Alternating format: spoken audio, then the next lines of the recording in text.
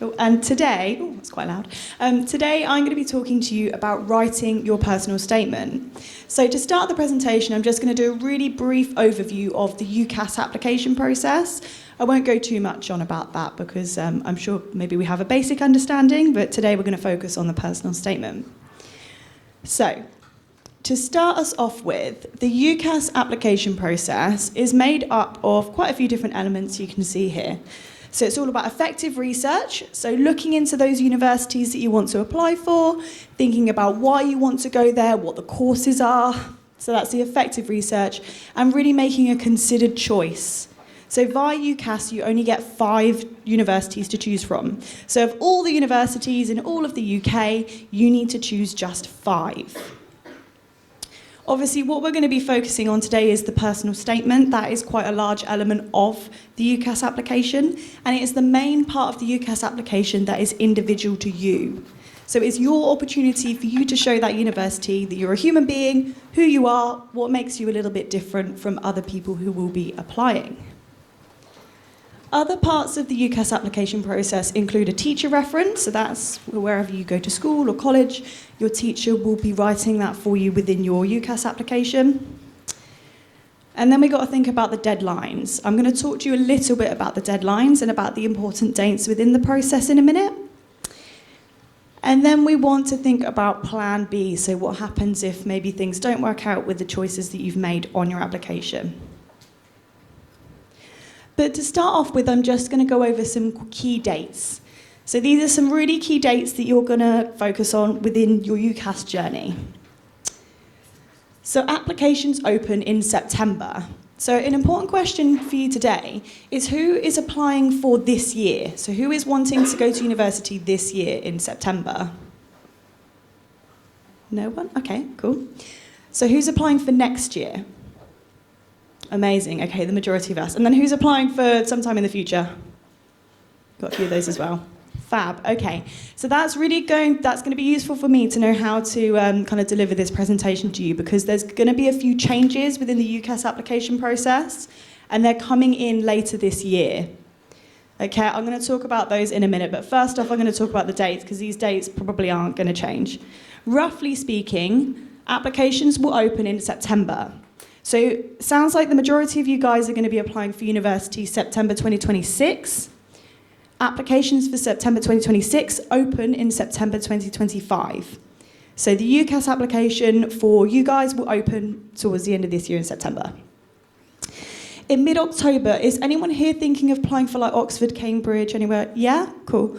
So the deadline is a little bit different for you guys. So the deadline is in October if you want to apply for Oxford and Cambridge. So it just means that you need to kind of get that application ready and sorted a bit earlier than everyone else. For everyone else who isn't applying for things like Oxford, Cambridge, medicine, the courses that are listed up there, the deadline is usually January. Okay, it's usually mid-January towards the end of January. So this year it was, I think it was the 28th of January, something like that. It will be similar next year. So that's important dates about when you're going to apply. Now what happens after you apply? So after you press that submit button on your application, let's say you've submitted it in January, your application will be sent to all of your choice universities. As I said, you get 5 choices. The application will be sent to the 5 choices. Then the universities will start processing your applications. They'll start reading your personal statements. They will start looking at your predicted grades. And they are going to get back to you around, some universities are different, it will be May or June time that you'll get all of your offers back. And it's at that point you can see there that you need to make a choice on who your top universities are. So out of those 5 choices, you have then got to choose 2. So you've got to pick your firm choice and your insurance choice, okay? And you have to reject the other 3. So you've got to refine those 5 down to just 2.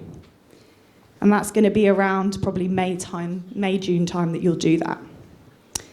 So that's offers. And we've touched a little bit on decisions there.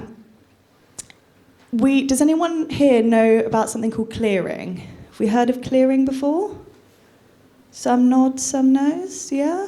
A bit? So clearing happens in August.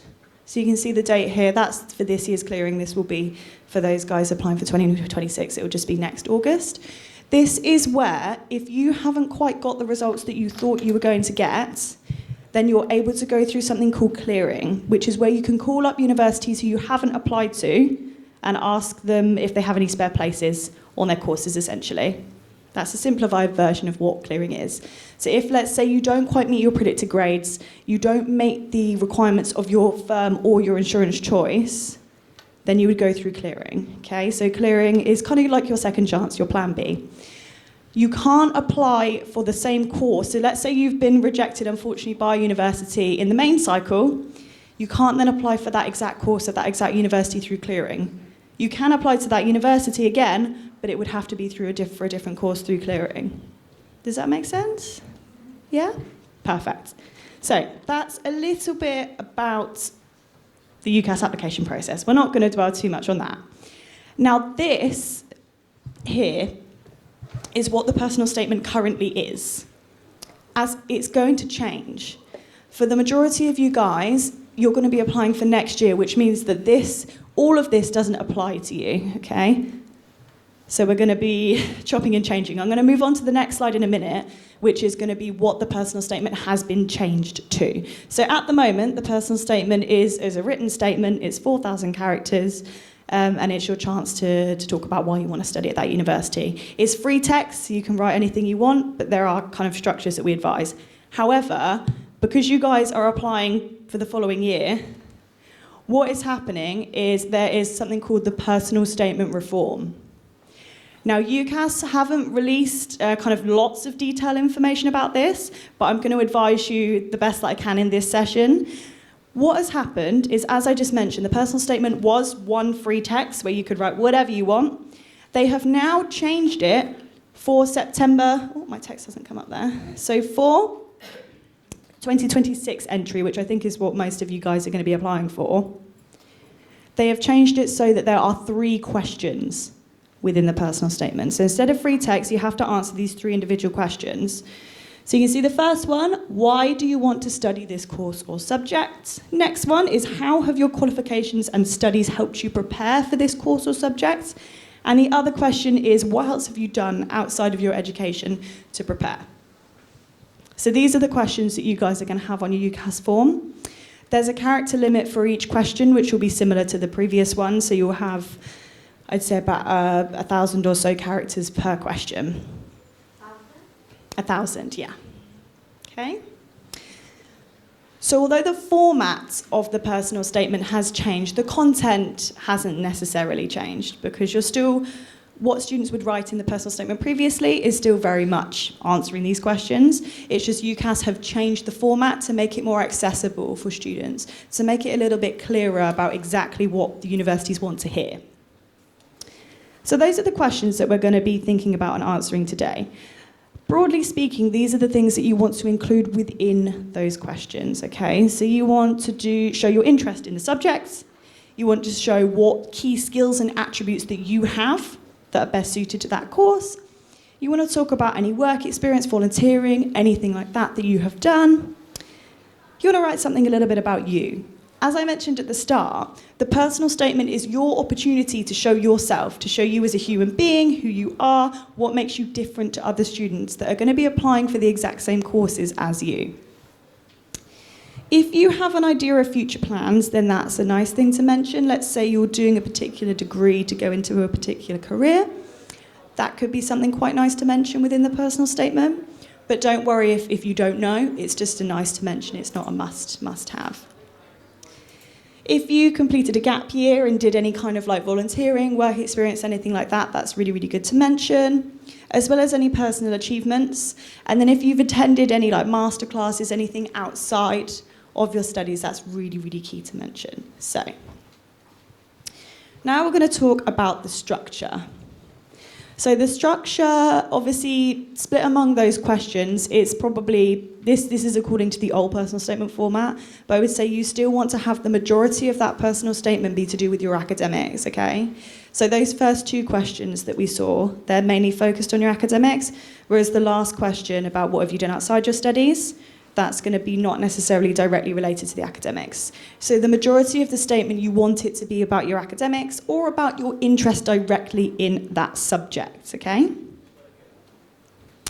So what are the admissions tutors looking for? So the admissions tutors, they are the people who are going to be reading this personal statement, okay? They're going to be the ones at the other side of the screen, reading through countless applications all day, probably for the same courses. So they'll be reviewing all of the, for example, one person will do all of the business and management courses, another one will do all of the sciences courses.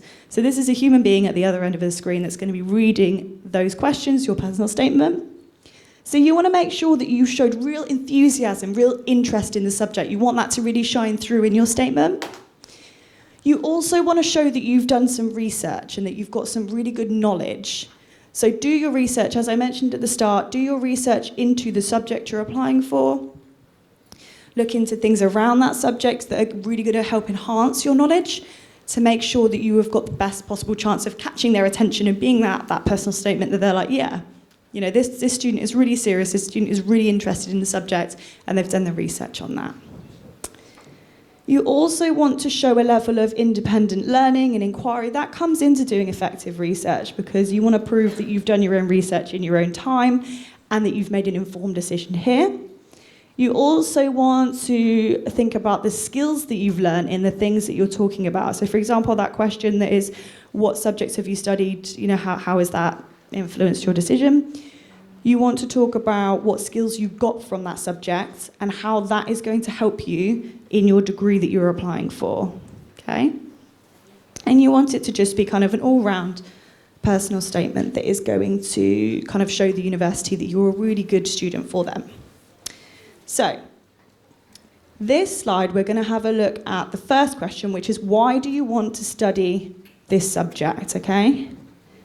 So within this question, you want to demonstrate that you have a good understanding of that subject. You don't have to be an expert. You know, we're not expecting you to know every single little thing there is to know about that subject. If you knew that, you wouldn't be coming to university to learn about it because you wouldn't need to. You already knew everything. So you want to make sure that you show them you've got a good understanding, you've done your research, all that kind of stuff. You also want to talk about what interests you about this subject. What is it that has drawn you to this, okay? Why are you applying for this? It could be that it's something like you've studied a subject at school in your IB or in your Apollitarian or A-levels that's really, really interested you and inspired you. It could be that you've done something outside of your studies that has really influenced you to have a strong interest in this subject, but you really want to demonstrate why. Why this subject, out of all the subjects, why have you chosen this one? And then you want to talk about your aptitude for the subject. So what makes you well-suited? And that covers lots of things we've already spoken about. So what skills do you have that are going to be really, really relevant to this degree? What knowledge have you already got that you're going to build upon at the degree? And in order to kind of help answer this question, to get some thoughts going, we've got some questions at the bottom there. So did you study the subject at school, as I mentioned? Can you link that knowledge in anywhere? If it's a brand new subject, how have you built upon your knowledge? How are you demonstrating that understanding? And then last but not least, obviously, what makes you a good fit? So out of all the other students that are applying, what makes you different? Next question is, what else have you done outside of your studies or education to prepare you? And what makes that helpful? This here, we've got a list of the different things that you could be doing outside of your studies in order to enhance that knowledge, in order to answer that question really effectively. As I said, we're not expecting you to be an expert. We're not expecting you to have, worked in a hospital as a doctor if you're applying for medicine, or run your own business on your own if you're applying for business. That's not what we're asking for. We're asking for just that you've gone that extra mile in your spare time to do a bit of work experience, whether that's shadowing, volunteering, anything like that, to show that you have gone outside of your school studies to explore that subject. Again, if you can't get work experience, that's absolutely fine. We understand that that's not always possible, but you can do things like going to lectures, doing an online course, watching a TED Talk, listening to a podcast, doing some reading in the general area, doing a bit of your own research, anything like that.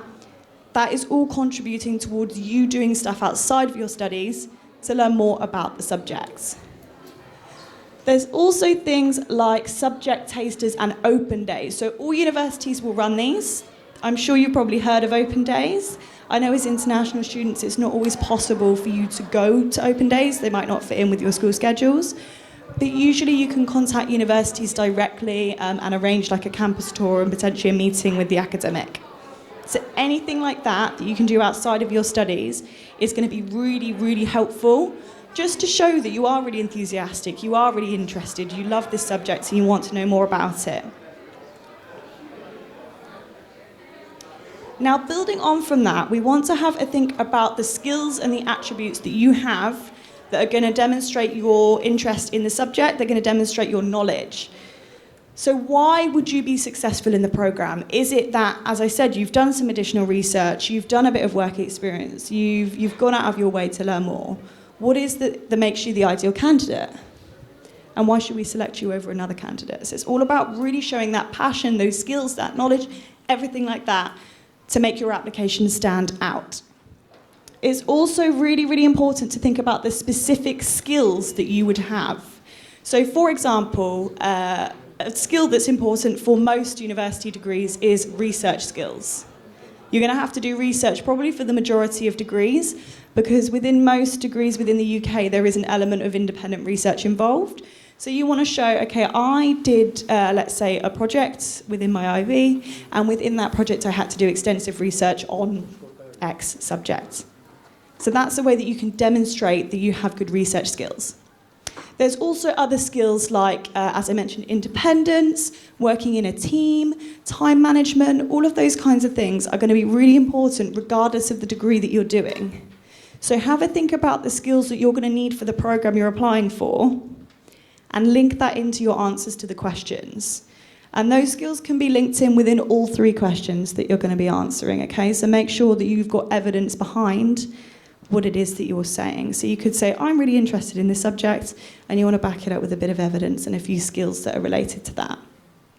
Okay?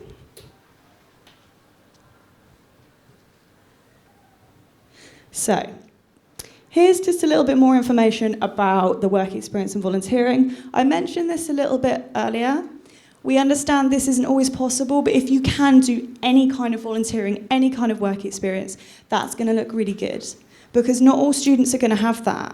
Okay? So lots of students that are applying probably won't have any kind of extensive work experience. They could have done a placement here or there, they could have done a bit of volunteer work. All of that kind of stuff is when that student has taken it upon themselves to do that in their spare time. So if you can do volunteering and work experience, then please, please do.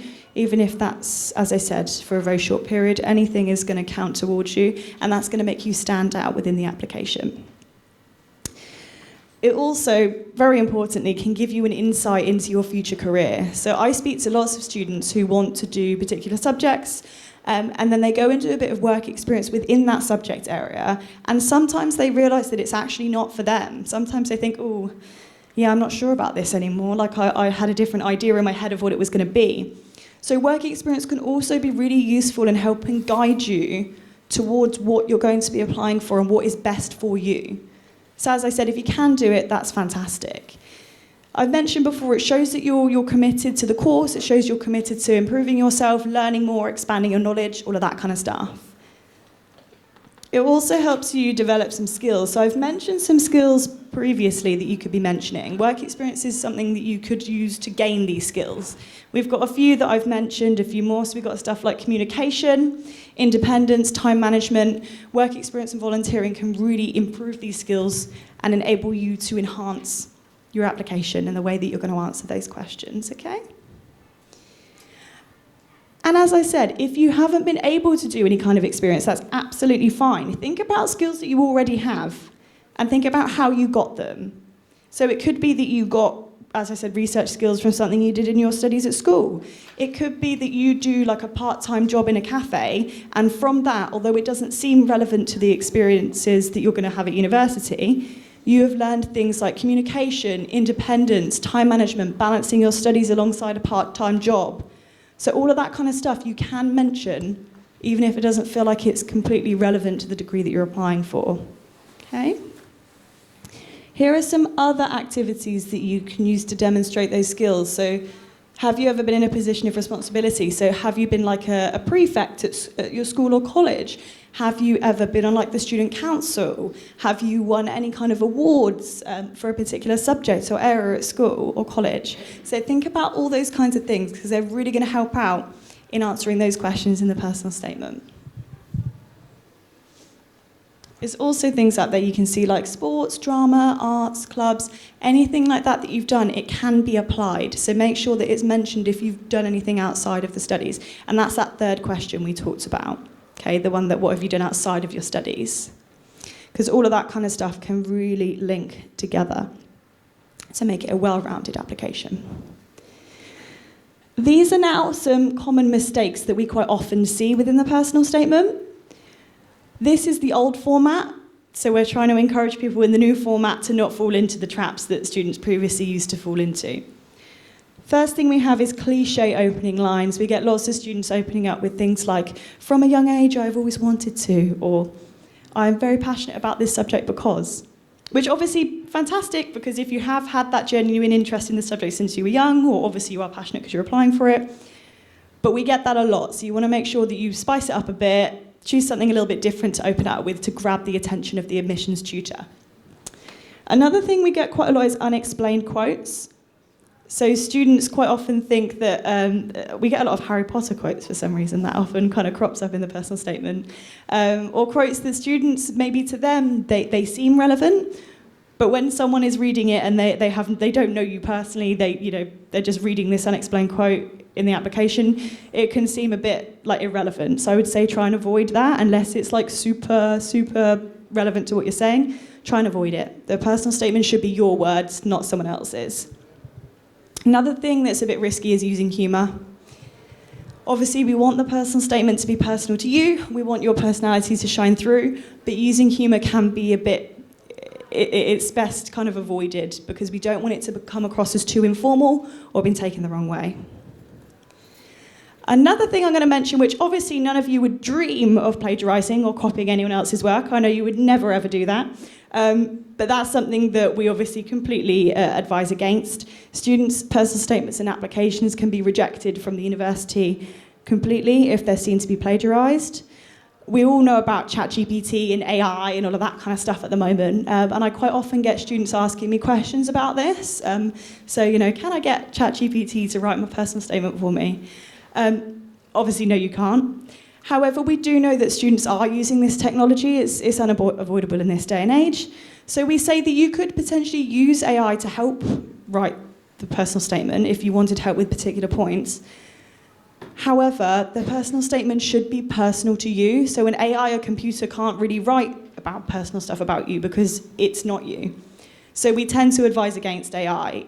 If each university has its own software, which all of the personal statements get run through, and that would detect if AI has been used to a certain percentage. It would detect if it's been plagiarised from somewhere else on the internet, and you can be rejected from that university if you're seen to be plagiarising or copying. So we do advise against it.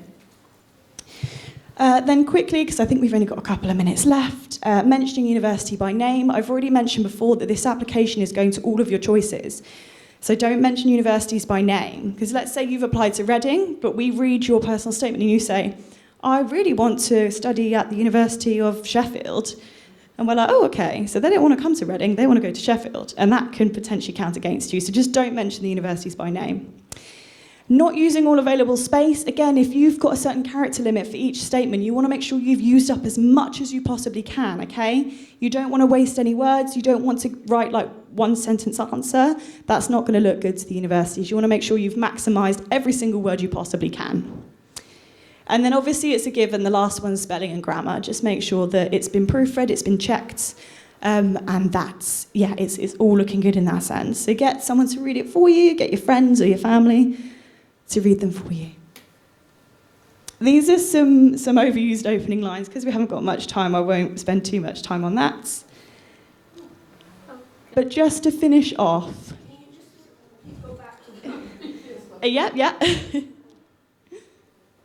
Yeah. So just to finish off, guys, you want to make sure that you have effectively researched all of those questions, researched your subject, really demonstrated that you've got a genuine passion and interest for the subject. Most importantly, think about your skills, okay? Think about the skills, experiences, qualities, everything like that that you have that will make you stand out against other candidates who are applying for the exact same course, okay? I will finish off there because I think I've just hit time, but thank you very much for listening, and please let me know if you've got any questions. I will be at my stand, so I'm from the University of Reading, so I'm going to be on my stand downstairs in the hall, so if you wanted to come and have a chat about Reading or personal statements, then please give me a shout. But yeah, thank you for listening and have a lovely day.